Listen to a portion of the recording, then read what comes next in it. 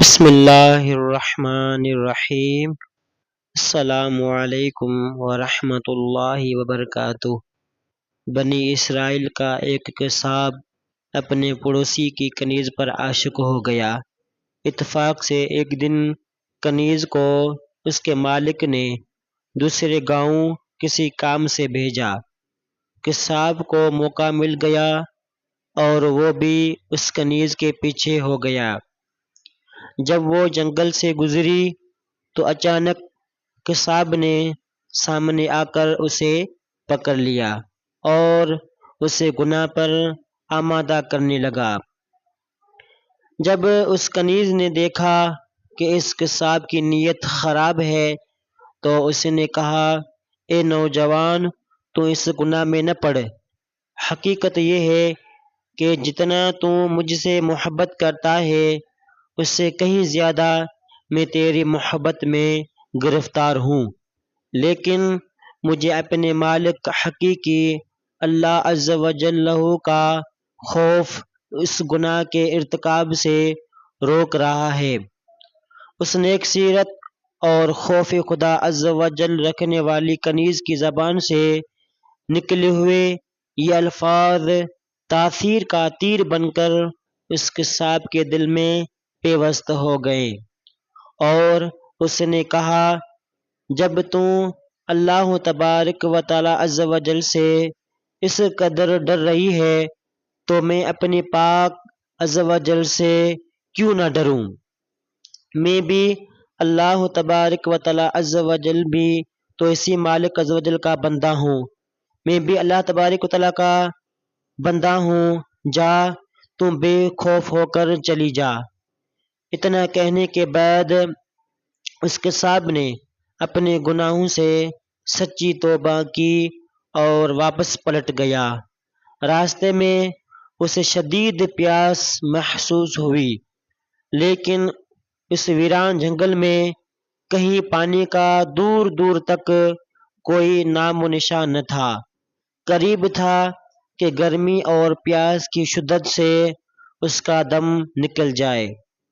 اتنے میں اسے اس زمانے کے نبی کا ایک قاصد ملا۔ جب اس نے قصاب کی یہ حالت دیکھی تو اس نے پوچھا، تجھے کیا پریشانی ہے؟ تو اس قصاب نے کہا، مجھے سخت پیاس لگی ہے۔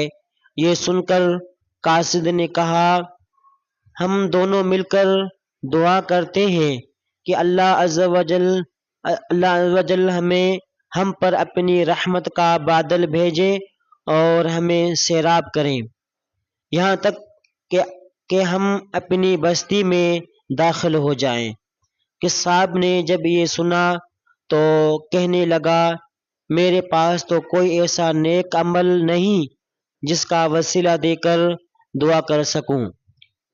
آپ نیک شخص ہیں، آپ ہی اللہ تبارک و تعالی عز و جل کی بارگاہ میں دعا فرمائیں۔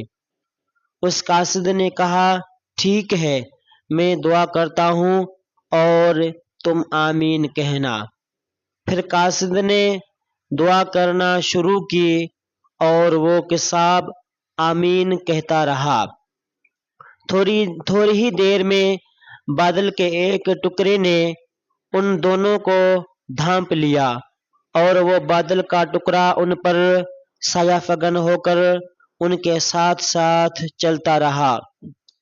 جب وہ دونوں بستی میں پہنچے تو قصاب اپنے گھر کی جانب روانہ ہوا اور وہ قاصد اپنی منزل کی طرف جانے لگا۔ بادل بھی قصاب کے ساتھ ساتھ رہا۔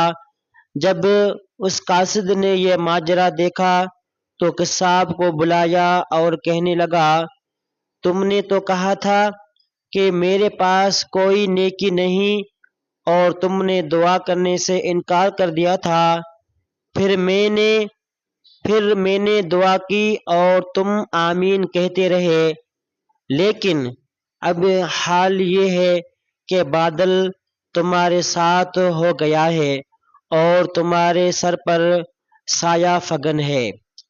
سچ سچ بتاؤ، تم نے ایسی کون سی عظیم نیکی کی ہے جس کی وجہ سے تم پر یہ خاص کرم ہوا۔ یہ سن کر قصاب نے اپنا سارا واقعہ سنایا۔ اس پر اس قاصد نے کہا، اللہ عز و جل کی بارگاہ میں گناہوں سے توبہ کرنے والوں کا جو مقام اور مرتبہ اور عزت ہے وہ دوسرے لوگوں کا نہیں۔ بے شک گناہ سرزد ہونا انسان ہونے کی دلیل ہے، مگر ان پر توبہ کر لینا مومن ہونے کی نشانی ہے۔ حکایت سعدی رحمۃ اللہ علیہ۔ جزاک اللہ خیرہ۔